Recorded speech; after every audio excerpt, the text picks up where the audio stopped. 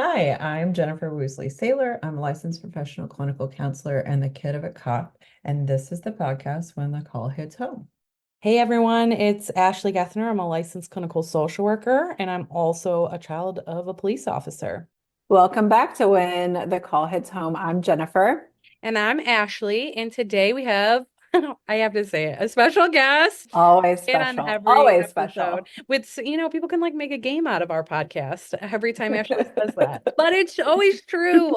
I mean, hey, everyone who comes on here is super incredible and we're always thankful. So I'm going to hand it over to her now to introduce herself and get you guys a little bit of information about what we're going to be talking about today. I'm Jamie Lynn. I'm actually a long-term friend of Ashley's, and I'm a licensed social worker, hopefully soon to be a licensed clinical social worker. I'm licensed in Illinois and Wisconsin. Yes, that's awesome. And so, can you give us a little bit about tell us a little bit about the population you work with because this is different than what we're Sure. used to bringing on guest-wise. Sure. So currently I actually work with children's, teens, young adults. I mean, a little bit of everything, but my primary caseload right now is, yeah, children and adolescents. Children and folks, Yes. children and adolescents. Let me tell you something. I couldn't do it.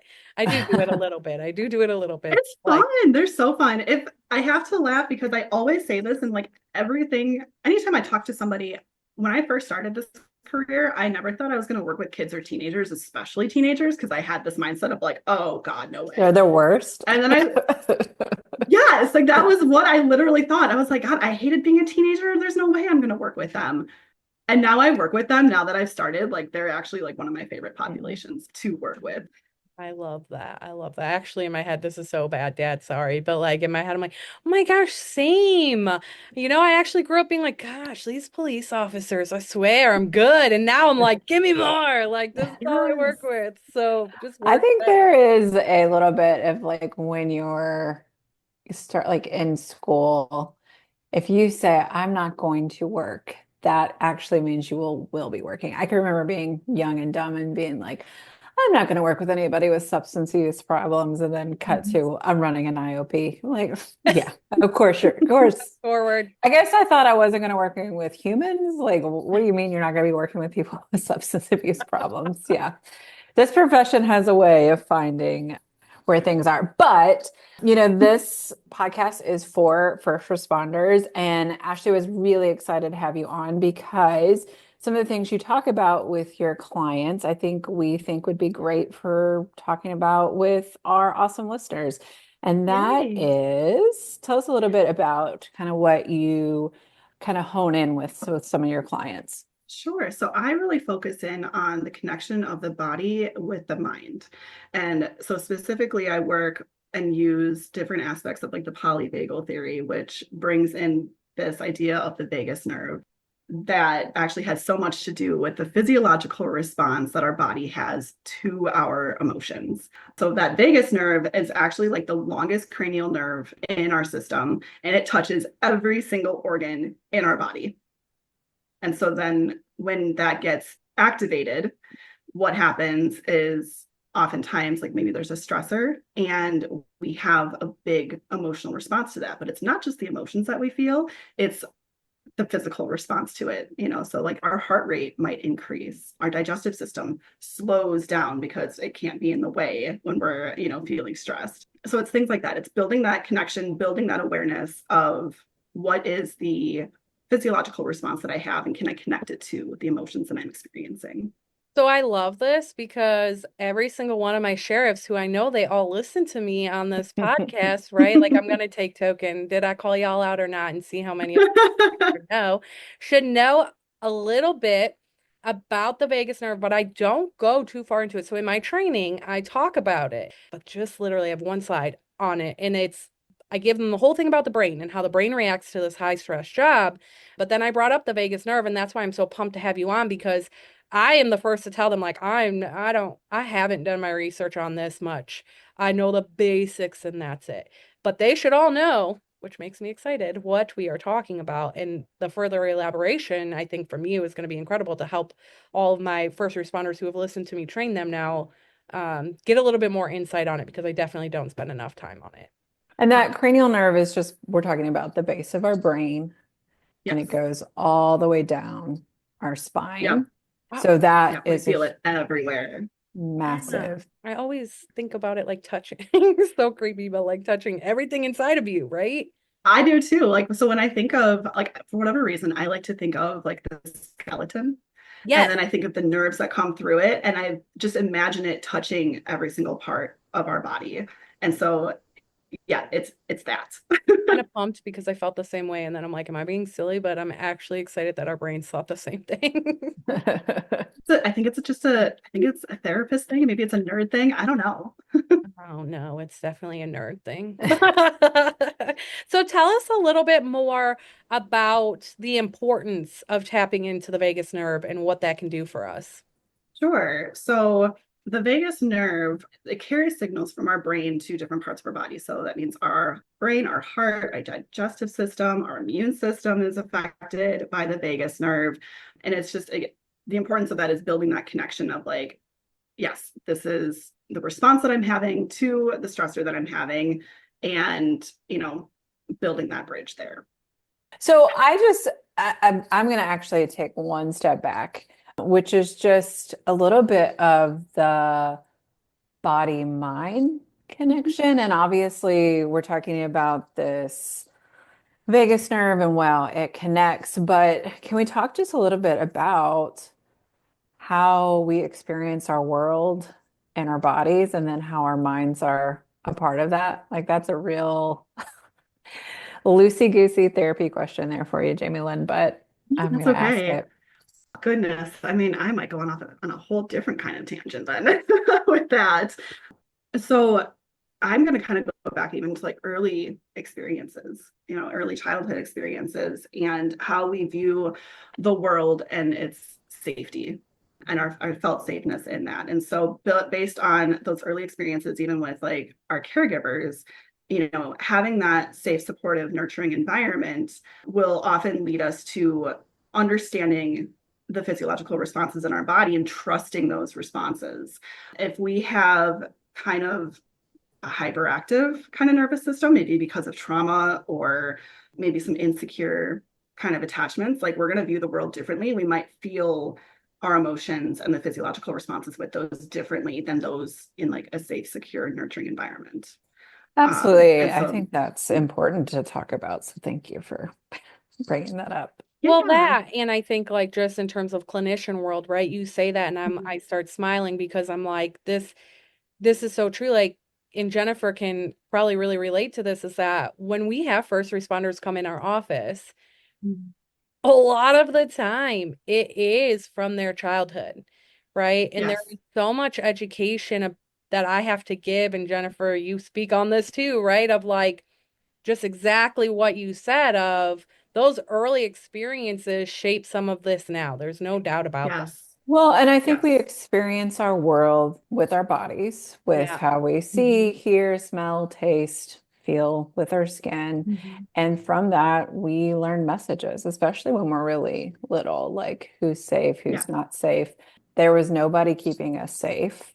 So I'm going to work really hard to make sure I keep people safe. Or there was nobody that was protecting people. So I want to protect people. Or there was crises all the time and I had to go put out fires. And so sometimes I mean, I'm speaking that from sitting on this side of meeting with first responders, that sometimes I've been doing this my whole life. This isn't just started with I put on a badge or, I put on the uniform. So yeah, I just think that that's exactly what you're saying there, Ashley. And so why would it be important for first responders then to understand more? Because we don't have time machines to go back, to recreate our childhoods. So what do we do in the here and now? And why would first responders need to hear about this nerve? I think it's about building recognition and awareness for when our bodies go into those different kinds of states based on those emotions. Mm-hmm. And without that recognition, without that awareness, we can avoid it. We can ignore it, or we can kind of lean into it. Or, the more healthy option is, how can I cope with this? Right. and recognizing those differences of my body and my safety are in danger versus, I'm actually safe in this moment and it's just a perceived danger. Mhm. Something that's connecting in my brain right now, and I'm kind of flying off the cuff, so I'm sorry, but is that notion of our first responders live in this like hypervigilance, right? So I guess in our world, we always say that their limbic system can be a little bit hijacked, and that Yes. they're always kind of living with that amygdala signaling and those negative stress hormones dumping. And so could you speak upon like how activating the vagus nerve, like how does the vagus nerve help in that situation? Because I think we have a lot of first responders that they just never calm down. They don't know how to be Yeah. calm. And so I Yes. think that the vagus nerve plays a pretty big role. And I love that you said recognition, because I always stress you cannot change anything until you actually realize what needs to be Oh, changed, right? absolutely. And so I think that there's like, can you speak a little bit upon how the vagus nerve can maybe help the brain when the brain is always on go like that? Yeah. So because that vagus nerve touches every single organ, and then so everything is connected, in that stress response, our vagus nerve is actually, it's got like that low tone to it. And so the irony of that is that everything else is really heightened. So our heart rate is increased. The signals in our brain are probably super fast. And we're just kind of cued in on what it is that we're doing in that moment. Everything else on the outside doesn't matter.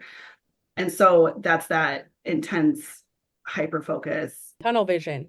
That's tunnel what vision. guys, Yes. men and women know it as. Yeah. Yes. And so, and for what I'm going to guess is that for first responders, they have to have that in Mhm. order to do their jobs. But yes, how do we turn that off then?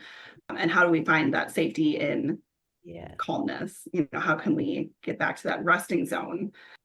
I'm sorry, I forgot what the rest of that question was. No, you're good. And I would keep going with that, right? It's you can feed into it of like, so I guess like the next thing would be, because it's important with that lower tone, what I think you're conveying too is that it will help the body come back down, right?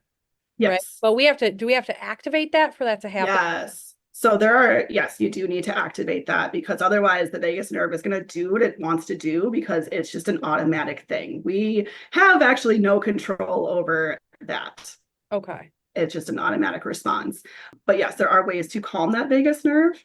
Everyone's going to probably roll their eyes at me because I always get eye rolls for this one. Deep breathing. I was just about to say, you're gonna say deep breathing. I'm going to say deep breathing, yes, because when we bring that oxygen in, it's actually going to touch that cranial nerve and reset literally the whole body. And that's why we practice that, because once that activates, it tells our body and it signals like, hey, you are safe. You can be calm in that moment. The thing I said about the body earlier, and I've definitely said with clients before who have rolled their eyes of like, really, lady, a deep breath is gonna change my life. And in some ways, they're not wrong. You're not going to take one deep breath with me and that's going to make you relax. But it is this idea when our brain is going a million miles and you're scraping yourself off the ceiling because you're so high strung. Those emotions are so intense that physical response is so high that the only way you're going to communicate with your body is through your body. And that's what taking a deep breath is the body's language of saying you are getting oxygen. You have to have oxygen Yes. to live. And that is just the language that the body knows. So I think that taking a deep breath is super important. I also think taking a deep breath while you're in the middle of a crisis situation is actually helpful, but it's not really where you learn the change of it all. And this is probably, gosh, Ashley, if I'm already a broken record on this podcast, I apologize. But, I, heaven forbid, have never been in a building that's caught on fire, but I know what to do if there is a fire because we practice fire drills when there's no fire. And so it is just like, can we practice taking deep breaths when we're at a 5 instead of at a 10? And then when we get to an 8, those deep breaths that we took when we were at a 5 are helpful. And sometimes if we keep taking those deep breaths at an 8, we're not always going to get to 10. Not always. Sometimes we'll still get to 10s. The importance of the deep breathing, what I imagine it as too is, it's important to be able to take a pause within, a crisis state of mind or when we're feeling stressed, because if we're constantly go, go, go, the brain's going to continue to go, go, go. And so is our body. So that breath actually allows us a second to kind of ground ourselves and be like, hold on, let me regain a sense of control here. So it slows that process down. It kind of, breaks it up a little bit in order to refocus, reset, what can I do about this moment? So it's allowing yourself just that pause and to kind of break apart some of the systems that are just going automatically. What is the vagus nerve tone? When we use the word tone, what does that mean?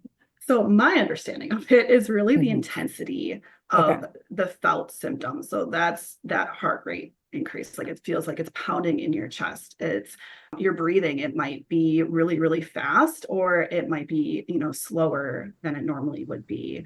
That's maybe feeling really hungry before a stressor comes on, and then not being hungry once you've experienced that stressor, and that like it's just gone because we can't worry about that right now. I smile because I always, in my training, right, I always call my my police out where I'm always like, that donut you ate in the morning? And they're always like, Ashley, why you gotta do it? I'm like, because I have to do it. Like I have to throw it in there somewhere.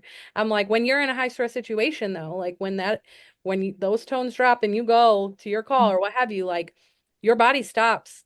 It Yeah, conserves it's that go energy. time. So that digestive tract stops. Right? Like, and so then guess what? That donut is not actually digesting like it would in Yes. another moment, right? And if we're living in that, no wonder why we have so many people. You guys already hit on the fact that our bodies tell us, right? You talked about the heart rates going, you talked about like our stomachs and everything, but we have to acknowledge we have so many first responders with medical concerns and the tests come back negative, nothing's wrong. Right. And Right. it's because of this stuff here, right? Like, go ahead, Jen. Oh, It's those absolutely. somatic symptoms. Yeah. Well, and I'm just kind of thinking out loud here, and so don't feel like you have to have an exact answer to this question. But what happens with our first responders who then it's that drinking from the hydrant, we get so flooded with these stress response calls that are we just sometimes we shut down and we don't have Mm. the uptick in tone, if you will. What does that look like? So you're talking about kind of that flood of emotions, but kind of getting used to it. Maybe it doesn't really seem to phase us. Right. Well, and That's how I'm I think, understanding it. yes, and I'll give a silly example here.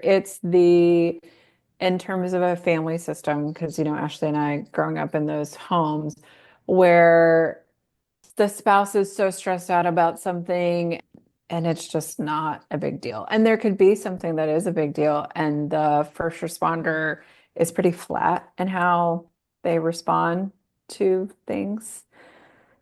So instead of like hypervigilance, we're talking like that hypo, Yeah. like just not like being slower to everything. I think of a turtle or a snail, and our response time is a lot slower. Our reaction time, like our language is slower. Like all those things kind of slow down. That's what you're mentioning, right, Jennifer? Yeah. Yeah. Yeah. So that's kind of, that hypoarousal state, almost that freeze state when we think about our stress responses. Now, I don't think I've touched on that. So if you want me to explain it, I can. Yeah, that would be Yes. awesome. Yeah. So we're talking about the stress responses, and we're often kind of cycling through this loop where we're sitting at rest digest. And so that's kind of that baseline where we're feeling calm, we're feeling connected, we're feeling social, where our body is responding to things the way that it should, meaning like we recognize our hunger cues, we recognize when we have to go to the bathroom.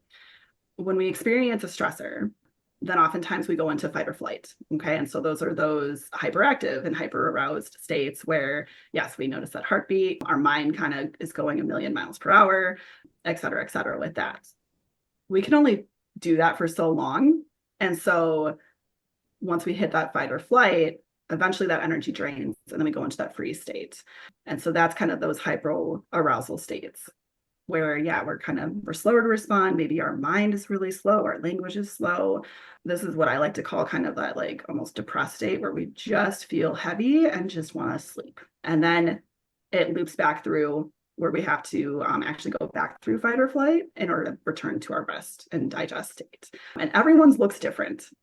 So that's the fun thing. So some people stick in that like hyper arousal state, in that fight or flight. Other people, their free state is actually like way bigger, and we see those responses. And everyone is different based on, again, kind of the experiences that they've had and how they've decided in those moments, like how it was best to respond. And no one's the same with that.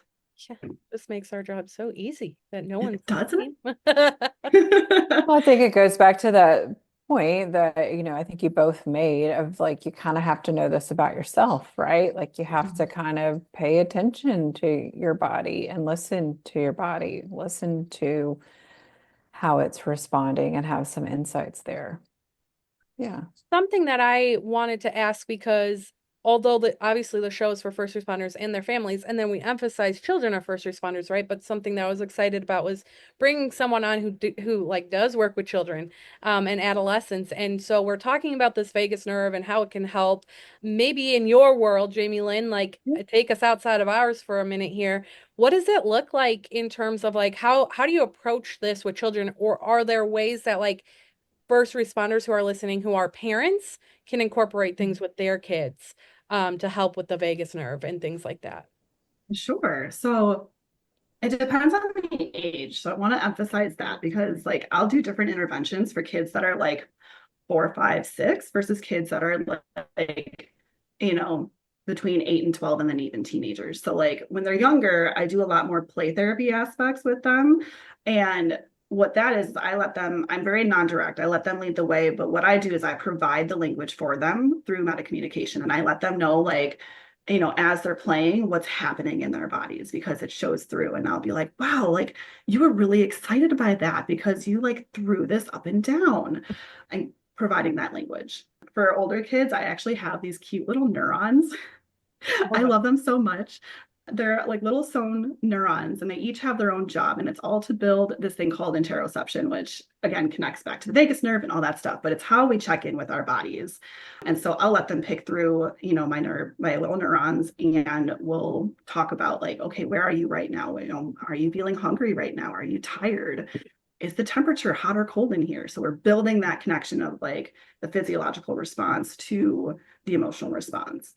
Ooh. And then with like my teenagers, for instance, I mean, we'll really just kind of talk about it, and I'll promote like that mindfulness aspect with them to, you know, key into what their body is telling them. And so we'll do different things with like art therapy with that. Even I'm trying to think what else we do. Oh, things with like music, just to kind of relate to the physiological responses we might have to different songs that we listen to, and we'll talk about it. So it's building that understanding and that language for them. Yeah, so I hear you saying that like as a parent, we could even tap into like trying to help them identify Yes. what's going on in the body with the emotion they are feeling. Yes. I like that a 100%. lot. I absolutely like that. Thank you so much. Because I think, Yeah. right, like we're talking about how do we use this, but I also want people to recognize like you can use it in your own homes too.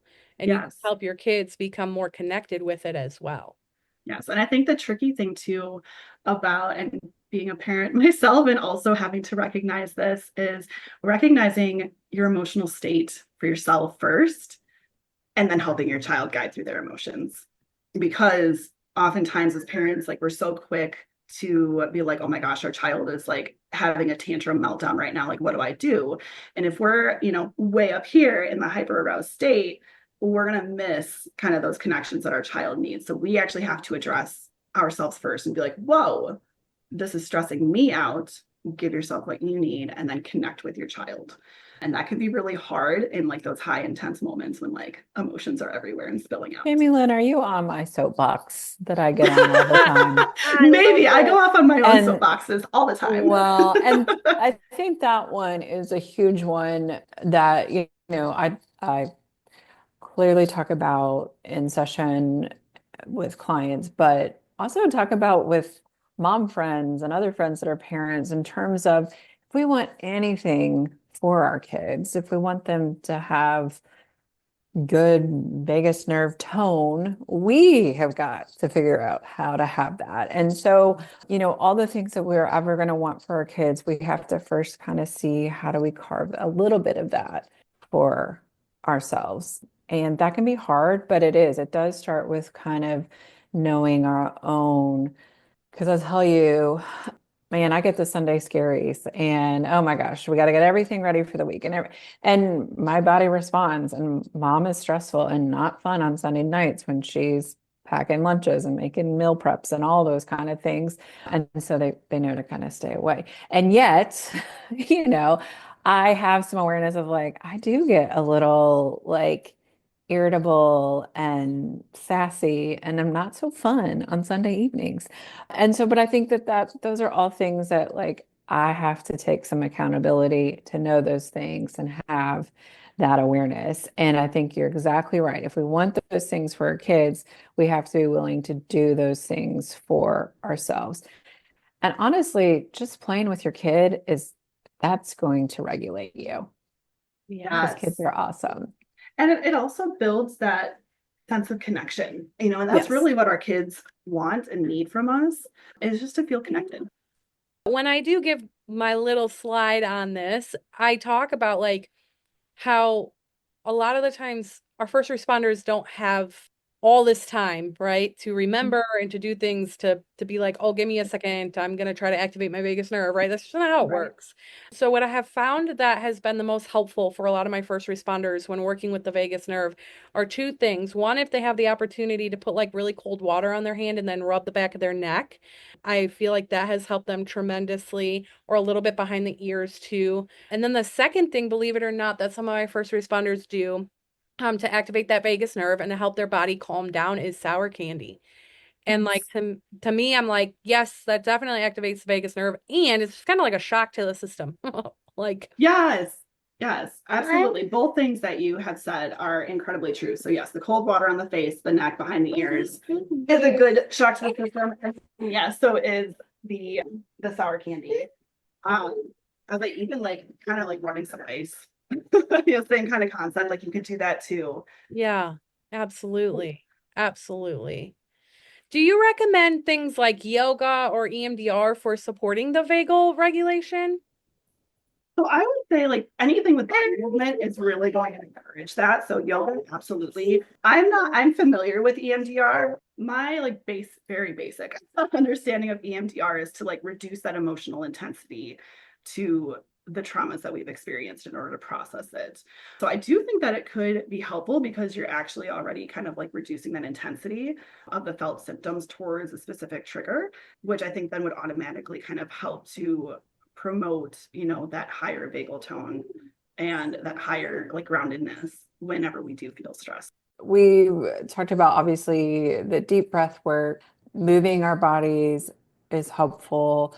I love the tips and tricks in terms of the ice or super cold water and the sour candies.